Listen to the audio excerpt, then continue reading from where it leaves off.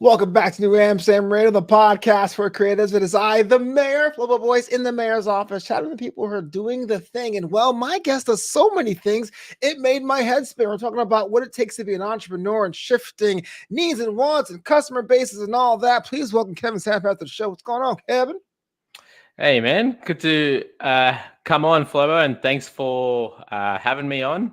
Man, I love your energy. It's 8 a.m. here in Australia. Oh, no. It's the exact energy. It's the energy hit that I need in this morning. That and this little cup of caffeine. So if I can get you packaged into a bottle every morning, that's exactly what I need, man. I feel it, man. I actually visited Australia for the first time last month. I went to both Perth and Melbourne, covering the wrestling event over there. Didn't come to the best city in the world. If you mean Sydney, I went to the airport twice. I'm not sure if that counts though. What were you doing over there? So the WWE had the Elimination Chamber out in Perth because no one goes to Perth for fun. Like that's a city no one talks about here. And also in Los Angeles, the majority of Australian expats and immigrants are from Melbourne. So I wanted to see what Melbourne looked like. So I hadn't had a chance to do Sydney. I want to do it next time. I hear the weather's a lot more tolerable because it was pretty spicy out there in Perth. It's beautiful here in Sydney, but Melbourne's known as the art capital. So you probably went to the right areas if you like your arts and creatives. Yeah. But if you like your beaches and your restaurants, food and stuff, Sydney's where you come to. Okay, great. Are you like this is how it matters. Are you a rugby guy, a football guy, or you're not? Rugby league. So I love rugby league, follow rugby league, used to play it a little bit. But cricket is our kind of national sport here in Australia. So I see you like baseball. I like baseball, but I'm actually I actually went to the NRL Vegas, and I'm a big fan. Oh, no way! The Roosters, East to win. That's my team too. Yeah, that's unreal. East to win, baby. I got to go visit out there. It's pretty cool. It's actually the day I came back from Australia. I went to Las Vegas to watch Australian rugby. It was surreal. This is actually because they've been talking about expanding this game in America, right? Yeah. When we watched it on TV, we just saw Aussies there. So we're like, no real American has taken it up. And this is amazing just to see you buy a jersey and everything. Oh, what's funny because like I got into it with the pandemic. I'm not sure what got shut down over there, but all sports pretty much stopped except for Korean baseball and rugby league. And so I watch a lot more games than I would love to. But the first game I watched was like, I think it was Roosters Sea Eagles. And I was like, okay, cool. This team sounds cool. So I became a fan since the pandemic. So that's awesome, man. You're more Aussie than we think. Yeah. Like your Australian citizenship now. Dude, I loved it. I wish I could actually apply, man. It was great. But I'm not here to talk about my trip to Australia. We're talking about you, man. To say you walk the walk as an entrepreneur is a bit of an understatement. You are in charge of a bunch of businesses. Before we get into what those are, let me ask you, were you somebody pressured to have a real job and you jumped down to entrepreneurship, or did like fall into it? Like, what was your path in the road? Yeah, let me when we talk about real job and corporates, I'm still living that corporate life. So I'm still kind of working my 9 to 5. And I think it's important to so I've got a young family and the whole journey of entrepreneurship has really been new to me over the last couple of years. So you've been through the same situation, but it's really scary jumping into it. And so I've had the blessing of being able to run, a finance teams and companies and use that as a safe job in order to try all my various side hustles, entrepreneurship schemes, so to speak. Sure. And still pay the bills and keep my wife and kids fed, which is great. So working a 9 to 5 job in finance, loving that as well because I learned so much from it. And then I do all my little side hustle gigs on the side, which my companies, which I worked for, have been really, gracious in letting me do on the side, knowing my passion behind it. But yeah, man, I think that's the new age model. Run a corporate job and run a business on the side as well, because, you want to get to that point where that second income is being able to sustain your whole family and then you can flip it around. I'm actually glad you said that because I know a lot of people in the last couple episodes were just dedicated in doing the entrepreneurship pursuit. And I've been lucky enough to do this full time. Well, I won't say lucky. There's some months where I'm like, oh, I ain't lucky at all. But let me ask you a question about the energy level because, you are doing a 9 to 5, which means I assume that you have a boss at that 9 to 5. And then you have kids that may need help with homework and you may have a significant other that wants date night as well. Like, how do you manage all of those things, all those plates spinning in your energy level at the same time? Yeah, one thing I wish I did is I wish I started doing this earlier when I had no commitments. I had no wife, had no kids. But when you're young, you're lazy. You love going out and partying with the boys. But now, energy levels. I think one of the biggest things is learning about drive and what drives you and why you do certain things. And I think when I started doing this, a lot of my drive was, I just love to make a few more dollars. And I found that I was much lazier when it came to that. So I'd work a hard day, I'd come home and be like, what's a few more dollars? I'll just go and rest or watch Netflix. But now my drive is, family, right? It's supporting family, doing things for your family and making, I guess, validating the sacrifice they make for you. Because there's many nights where, I'm unavailable doing stuff and my wife has to take care of the kids. I want to be able to validate to her that, hey, all this hard work I'm putting in, I want that to go somewhere. And I don't want to be having lazy days or nights off because there's all this time that you've given me that I want to be able to repay. That, and I guess you have to be really interested in growth. So a lot of entrepreneurship basically doesn't go anywhere. I just love doing things, learning things, and even when it doesn't go anywhere, I love growing from it. So just having that long-term perspective, I think, is really important. So let's talk about your portfolio because you have a lot of disparate, on the surface, disparate businesses in play now. Some with sport, some with more personal wellness. Like, what exactly is in, like, as of right now, in your portfolio? Yeah.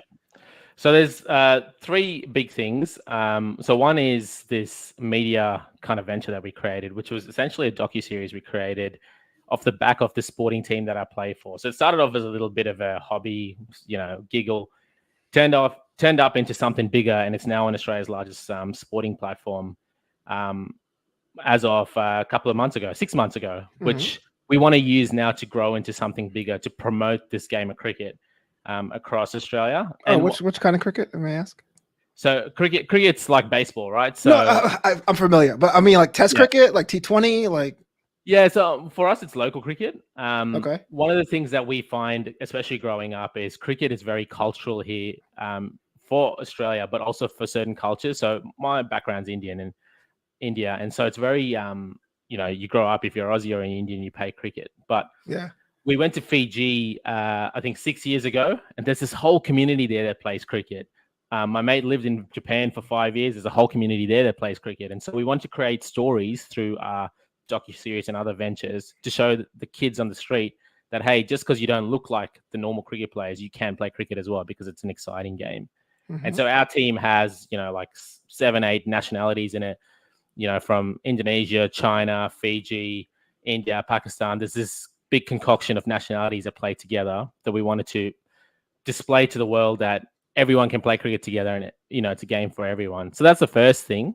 Yeah. It's this little venture called Park Before Cricket we move on, as I'm also West Indian, so I totally get that whole thing. Oh, nice. There and play. Yeah, the Windies. One of the great countries. Yeah, used to be, but now.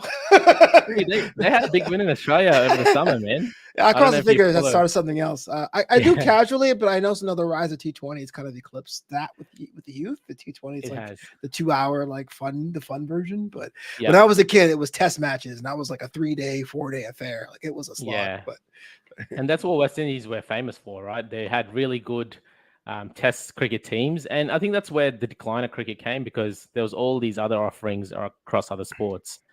But cricket, since the emergence of T20, has started to get in those new crowds and new, kids and stuff through the sport. So that's been exciting, and we wanted to use that as well too. But weekend cricket here is such a big part of life. Like most Aussies play some sort of sport during the winter or summer, and cricket's one during the summer that adults and kids play competitively, especially because it's low stress,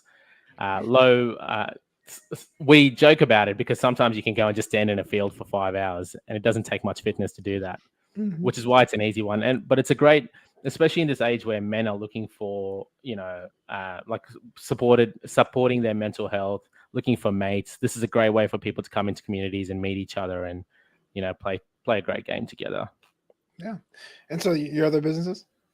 Yeah. So that's one. The other one's this podcast that we're running, which is, again, with a similar group of guys. And this is all about, we grew up where essentially immigrants that have come to this country thanks to our parents. And we found it hard to level up or become adults in this environment here and corporatize very quickly because there's two trains of thought. If you become corporate, you got to get serious in life really quickly. Or if you want to go the other route as a creative, you're basically not taking your life serious at all. And so we want to create this podcast to talk about leveling up in career, but also things like relationships, parenthood, talk about, relevant things that you would talk at a bar. And how this all started was myself and, 9 other guys, we wanted to create a venture where we could put in money every month, make these little cool investments and buy a bar by 2030, just because that'd be a pretty cool thing to do as a bunch of mates. But it turned into something a bit more serious through a podcast and a couple of other initiatives that we're doing. So that's the other media side that we're kind of ticking along with. And, this is fun for us as well, because at the moment, it's one of the only reasons we get to catch up. So we're doing this together, especially as successful corporates, because there's people in our group that are partners of firms, people are directors, people are, basically high flyers. But when you sit in a bar with a beer across them, they just seem like another normal person, because, we're all mates, obviously. But it's great to learn from these minds, for me personally, but also to share to the world the insights that they have, and also get, cool people on that we can learn from as well. So that's been interesting, similar to what you guys are trying to do. And the last one, which is kind of, I say it hasn't been released yet, but I've been telling everyone about it because we've been using test dummies, is we're creating this remedy. And as non-science or non-food backgrounds, we're creating this remedy for people to take before they go out, to help them feel better the day after. And again, solving a personal problem, because the older I get, I can have 3 or 4 beers now and still feel terrible the day after, when I want to be feel present with my kids, or when I want to do some family time. Even if I cut myself down to, the bare minimum, sometimes I don't feel great the day after. So this is meant to help you feel great the day after. And it's been a wild journey, actually. 14 months of, research, testing, talking to manufacturers, getting samples in, testing it on our friends. Hopefully, do they know about your testing that time on them? Yeah, I mean, they've been pretty supportive. And sometimes, we get, this is where testing with your friends is bad, because you'll get the false feedback and they'll be like, yeah, this tastes great, definitely worked. And so now we're starting to test with people outside our social circle as well, just to see how it goes. It sounds like a crazy day. Like after playing cricket and then going to the pub the next day, you got to load up. Yeah. Well, it's a big part of Australian culture is, having a beer after anything. You watch the sports, you have a beer, similar to Americans, right? Yeah. It revolves, rightly or wrongly so, revolves around that alcohol culture. And we enjoy parts of it, but we also wanted to create ways where we can enjoy our social time together, but spend time with our families and be present as well. Yeah.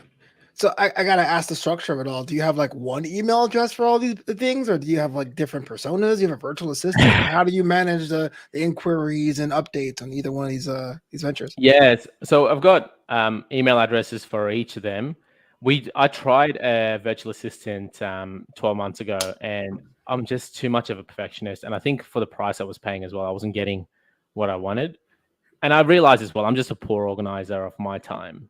And I was just lazy and got a virtual assistant because I was like, God, I don't want to do this anymore. Right. So I've been more methodical over the last 24 months in organizing my time better and devoting spaces of my week to that. And a great part of that as well, so in relationships, right? I was doing that by myself, but the last 2 years I've gotten my wife involved, and we do like a family, planning thing. And I kind of get her across what I'm trying to achieve during the year, or what I'm trying to do during the year, and how I'm going to structure my days, and see if that works with her and our family, and have that similar dialogue with her as well. And I think that's important, because I don't want to just disappear for random days and be like, oh, I'm doing this now, and then I'm doing this. But also I need that accountability, because I chase the shiniest toys, or like the shiniest business ideas. And so last couple of years it's been, hey, I love you, please keep me accountable on this stuff, but this is what I'm going to do. I'm hoping this goes somewhere, love your support, etc., etc. Yeah, that's kind of interesting. You got to keep everyone on the team in the loop. When you have a moment in your business, or a new product, or something you have to approve, like who is on part of like your personal counsel? Like who is your board of trustees? Who is the inner circle of people you trust to confide in when things go wrong? Yeah. So definitely, my wife's a big part of that, but I've got these close group of mates. So there's the guys that we do the podcast with. I would call them kind of my board of advisors. because they've got a wealth of experience. Like I said, partners of firms, runners of small business, some are in the army, some, and legal profession. They're kind of well-rounded for me to ask advice from. And I think it's really great as well because sometimes as men, we feel the pressure of competing with each other.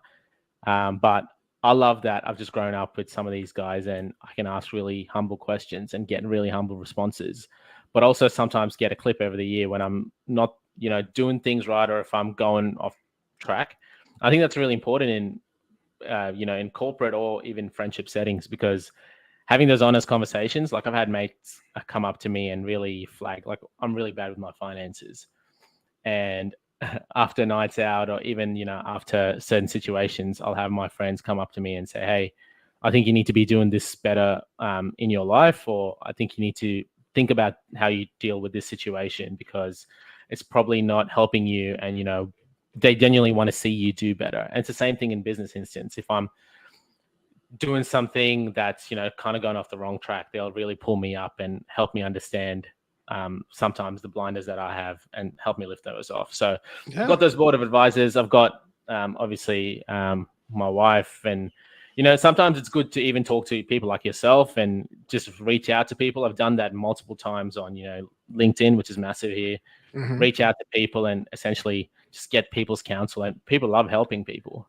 That's people are just afraid to ask sometimes. I don't know how you navigate LinkedIn, man. I go there and it's people just bragging about their things. Like, you don't think I would do this, but I did. Enter, enter, enter. I hired somebody. Enter, enter, enter. It just goes on forever. Oh man, it is a cesspool now of crap. Yeah, right. But I love it. I love it for the ability to reach out to people. That's kind of lost its impact too, because it's so salesy now, and every day, leaders get 20 DMs in their LinkedIn profiles, which are automated. So you can't separate the real people from the bots. Yeah. But it has helped me. And, I think it's bigger in Australia than it is in America from what I see. So I think America, X and all those platforms are massive. Whereas in Australia, a lot of people don't really use that as much. Whereas LinkedIn's massive here, which is a great tool for us to use. And it's easier for us to use as well, particularly given the spread of states. Yeah. Go back to the podcast. Can I ask, why is it called Banjo? Yeah, it started off. As soon as it's over. I dare you. It's so it's kind of an endearing term. So it started off, we were all traveling in South Africa, and we heard some of these words as, for lack of a better explanation, it's kind of it can be misconstrued as a swear word in an Indian language, but we kept making a joke of people that didn't understand the language in cricket and in public when we were in South Africa using this word and saying banjo, and just people just kept saying it as a funny kind of joke, and so it just stuck as a word, and then it started off being embedded into our group chats. And then as it kept getting embedded into our group chats, we named our group chat after it because it just became funny. And, it probably was funnier at the time, but then it just stuck as our name. And now our group is known as that. And we call ourselves, not like we're like the Teenage Mutant Ninja Turtles, but we're like the Banjo Boys. And the girls in our group, like the wives and partners, are the Banjettes. And so, and so it's funny, like when we talk to each other or when we invite people to events, we're like, hey guys, bring this is for the Banjos and Banjettes. We've got a Christmas party on, come on, and bring your kids and stuff like that. And it's just stuck. And now we're like, we don't know what else to call this pod because we're such a wide variety of topics. Right. Even though we're trying to help people, and we're like, oh, what do we call? We're Banjo. We'll just chuck that in there, and if we have to hone the name later, that's what we'll do. It is. There's so many times I'll ask people a question about why they named or something. Like, yeah, we had an idea. It was funny and it stuck. Yeah. It's kind of like, well, what do we do with it? We don't do anything else with it. Would you see that like thing like expand other things like helpful videos kind of a thing, or is it kind of like just a podcast for now? Like, what is that of your ventures? Where do you see the Banjo stuff growing? I want that to grow into something that people can go to navigate career and real life issues. Like what we want to grow that to, particularly from a career perspective, is solve real life situations. So one of the things we've been talking about. So one of the guys in the podcast is an MBA, and we've been trying to think about how we can bring in corporate real life situations around, say this business suffered this issue in this month. They need to solve it by this month. This is what we think they need to do. Help us solve it, and take everyone through like a real life scenario and practical examples to basically help people come in and sit in on a business floor and understand the workings of what happens, but also then navigate different parts of their lives as adult males or women, and think about things like relationships, parenthood, and how they all interlink into your corporate careers, and even then bring in a side kind of touch of, side hustles and all of this other stuff that comes into people running their lives. And what we want to do is really just explore growth, explore stories, and help people see that they don't have to be content with 9 to 5s, or they don't need to be content with what they're doing just because that's what everyone else has done for the last 50 to 100 years, and help them really expand their knowledge, because that's really something that I wish I had when I was those younger ages. So I'd love that to be the biggest, so Sure. I'm putting my most time into that at the moment, just to grow it and get it off the ground. And it's good to have that support around us as well to do that. It is funny how a lot of people say that if I had more information at my disposal, I would have done better. But there's also like gatekeeping too. It's like we all want more information, but we get weird about it, or some people get weird about it. This is a kind of a question that's up my alley in particular. You do have the content side with the banjo thing, and you do have the product side with your Afternight Remedy. What's been the challenge of launching both, two different kinds of businesses at the same time? I think the challenge has been from a product side, not knowing the space. The content side is much easier because I think you can just put yourself out there and go straight away and tinker with it. And that's where I've enjoyed it, because every week I'm learning something. Something's not working, you tweak that approach. Whereas the product side is so slow. Like if something's not working, it's another, 4 weeks in development. And so patience is something that I really struggle with. So balancing those two has been something that I think has been a lot of growth for me, particularly I think as a finance corporate as well.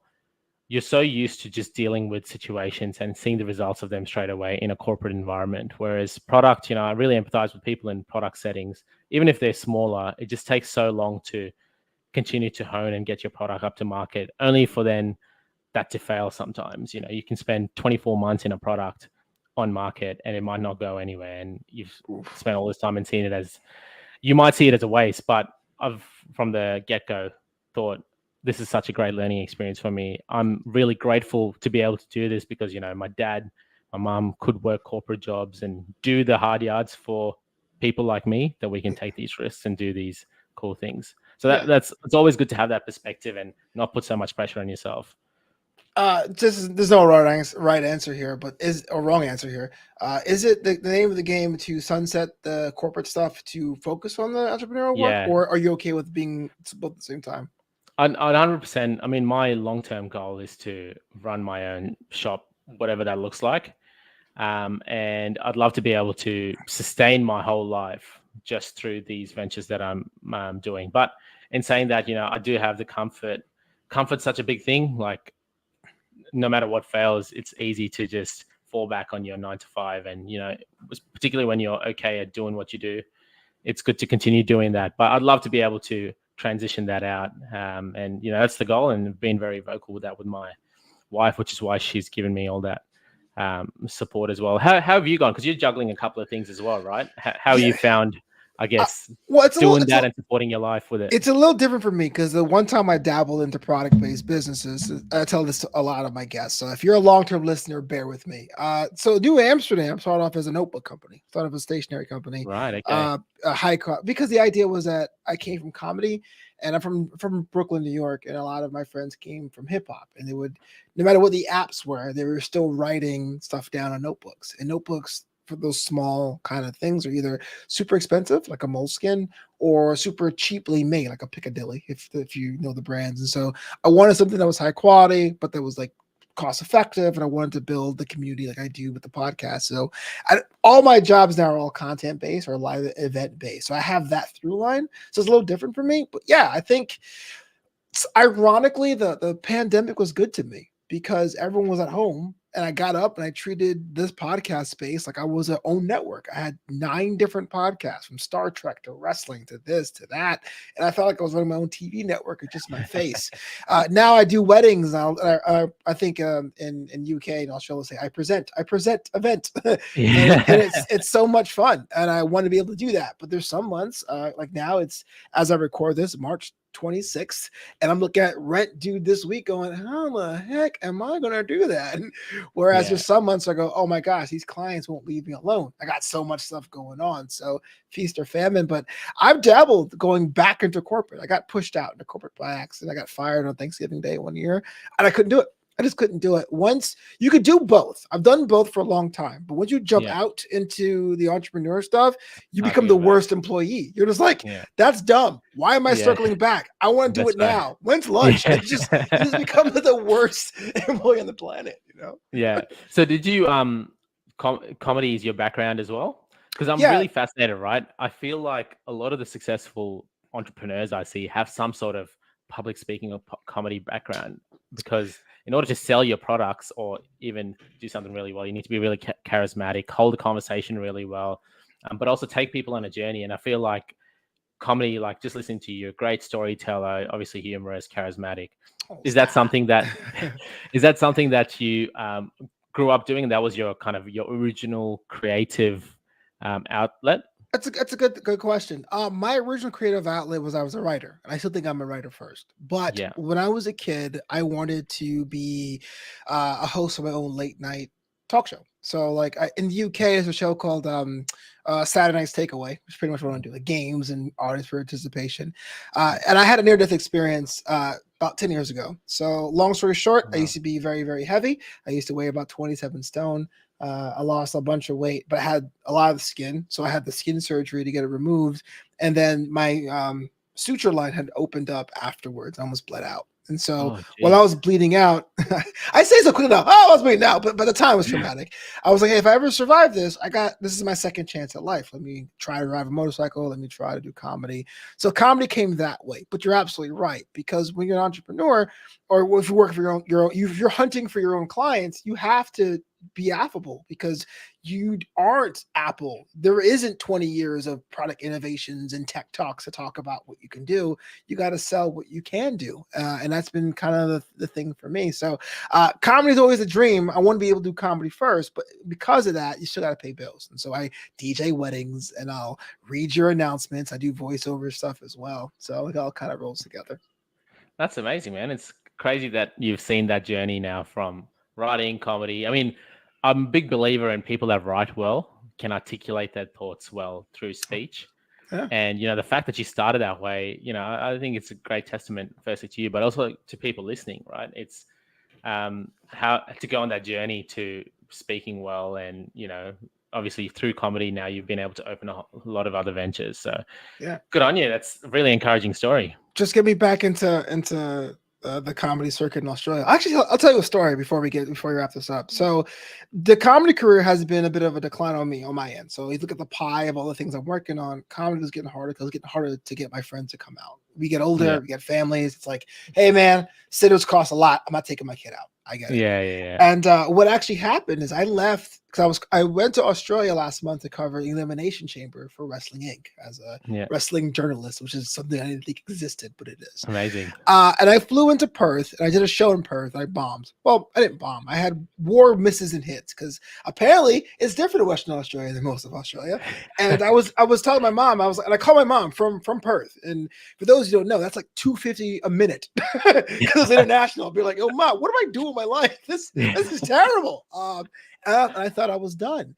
But what ended up happening was I flew to Melbourne, and I had one of those one-day tours. My tour guy was a comedian, and he was like, oh, yeah, it's a little different here in Australia, different regions, different states. Try it again. Did a show in Melbourne, and I was like, oh, man, they actually love me out here. They get it. Like, I'm a fat kid here, too. Like, hey, look, I like Shirley Biscuits. You like Tim Tams. It all works out. Yeah. And I realized that's kind of what made it fun, and that's why it kind of like put me back into the game. But back to what you were saying, there's days I doubt myself every day. There's days where I'm like, what am I doing? I should be going and get a real job, but I can't do it anymore, Yeah.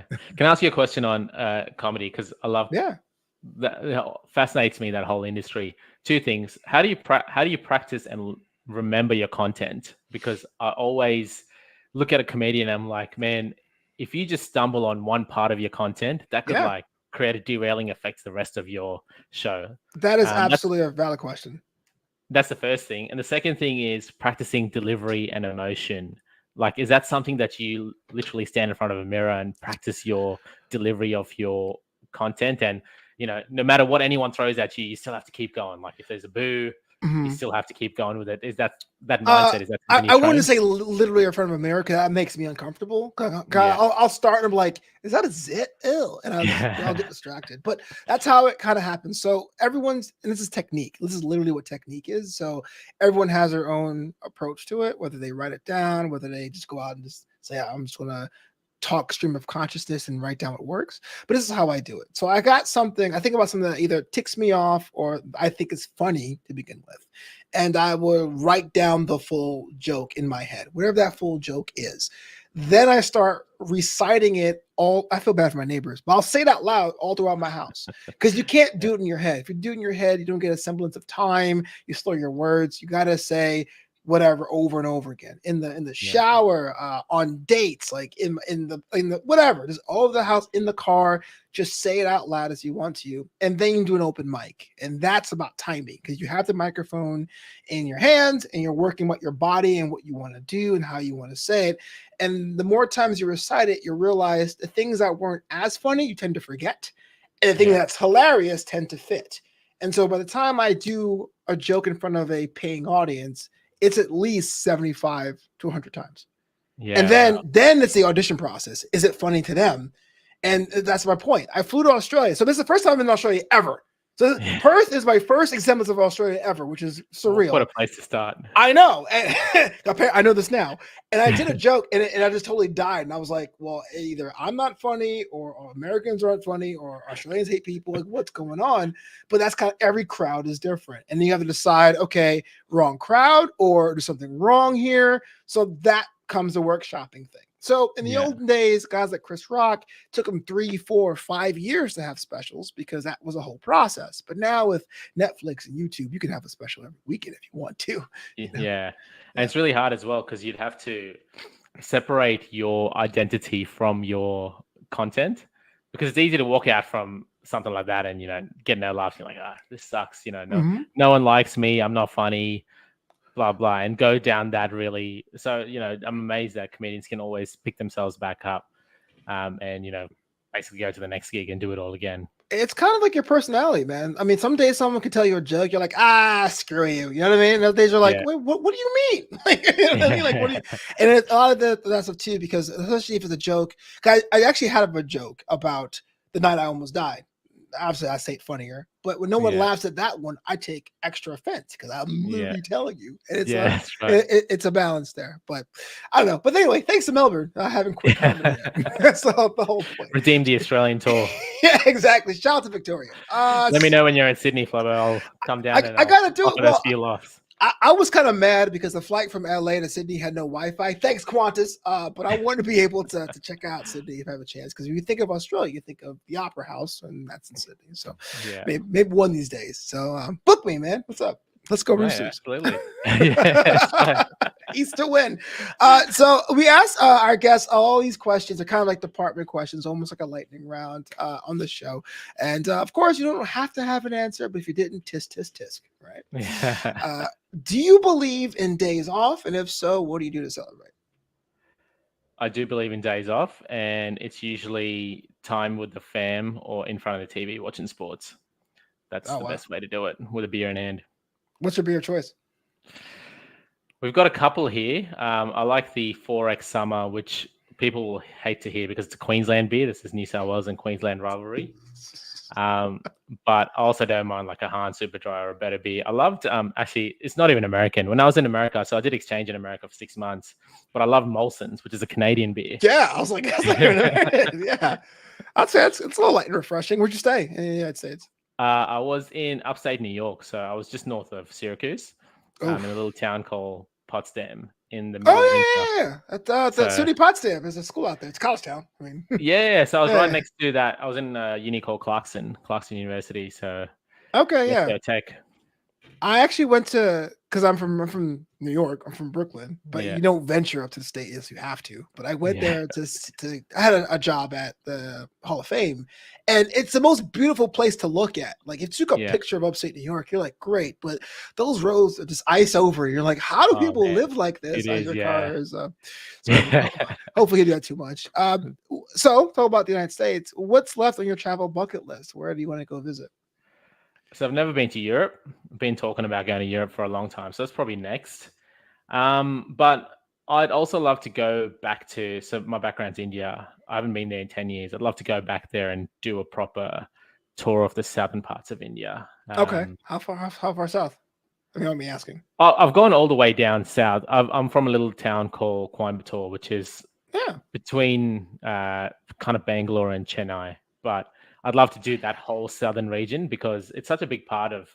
Even as I grew up in Australia, I didn't like to think of how big a part of it is of me. It is such a big part of me, and all my mannerisms and the interests I have in music and creatives stem from a lot of there. So. Sidebar. I assume you're first generation or second generation? First generation, yeah. Was that do you struggle with that as well? I'm saying that as a West Indian American, where it's kind of like, well, I'm both, but I'm neither, but I'm kind of everything. Like, is that a thing? I did. I definitely went through this crisis. It wasn't a crisis to me, but I grew up at school kind of pushing all my Indian side away because that was I just felt like that was the right thing to do. But as I've grown up, I've really leaned in on that culture. And I think that's been really a great journey for me because I've grown to appreciate it more than I would have, I think, if I just did it the other way. Like I've got mates that live in India and Middle East that they're still very Indian, but they don't see how beautiful that is. Right. The background of their culture. I totally derailed the show because I had the same thing too. I figured, my parents came to the United States. I'm gonna be American as I can. And then you get to a certain age, you're like, does my government like me back? And you want to be able to have that second half. And I always wonder whether or not I'll be like the guy wearing like the brand new jersey at the end of the season, like, hey guys, am I a fan too when I go back? So I wanted to talk to that about first generation. But Australia's a very multicultural society, similar to the States. So I think everyone's gone through that understanding together as well, which is great. And, as the world evolves, you'll see more and more of, that multiculturalism seep in. Yeah, crossing fingers. Everyone collects something. What do you collect? What do I collect? Ooh. Kids? Nah. It's off the street. I think I'm big on memories, like especially something over the last 10 years around material gifts versus memories. I really love collecting memories, and particularly now, like the more time I spend with my kids, sometimes I just sit back and I'm like, I can't believe I have this memory with you, and I can't believe I get to do this now. So I think that's a beautiful thing. But also, like I'm a man of faith, and I think one thing you collect as well is being able to show love to others and seeing kind of the brightness of their face or their face bright up, or being able to make someone's day just through love that you show through to them. So that's something that I love being able to be more conscious of in my life. It's very hard when we're self-absorbed and self-centered sometimes. So yeah. Wow. You're like deep. I'm like, coffee mugs. You're like, no, memories and faith and the general plane. No, in all seriousness, man, it was a lot of fun chatting with you. A lot of stuff to learn about you as well. If someone's listening right now and they want to follow you or connect with you or book you for something, how do they go about doing that? So we're on YouTube. On the podcast is probably the best place to get me at BANJO Pod on YouTube, but I'm also on LinkedIn under Kevin Sampath. I'm also on Instagram and stuff, but LinkedIn, YouTube, that's the best place to get me. Happy to chat, happy to share stories. I'm all about learning, and, I've really enjoyed this, Flobo. I think next time you're in Sydney, get you down to a Roosters game, do a comedy gig, cook up some Caribbean curry. I didn't get to talk about that because that's something that I really love, the West Indian curries and stuff. There's a lot of similarities, man. Say less. I feel like that has to be done. Like comedy in Sydney and a Roosters game. I mean, it was wild in Vegas, man. It really was. It was. I thought there'd be more Americans there, but imagine flying from Australia and going to an Australian event in Las Vegas. Everyone's just like throwing flags and, and bringing Yeah. waddles. It was great. It was good times. That's awesome, man. Great that you got to experience that. Such a cool story. Gotta do it again next year. But yes, this is Knew Amsterdam Radio, the podcast for creators, man. Thanks for being on the show. Thanks, man.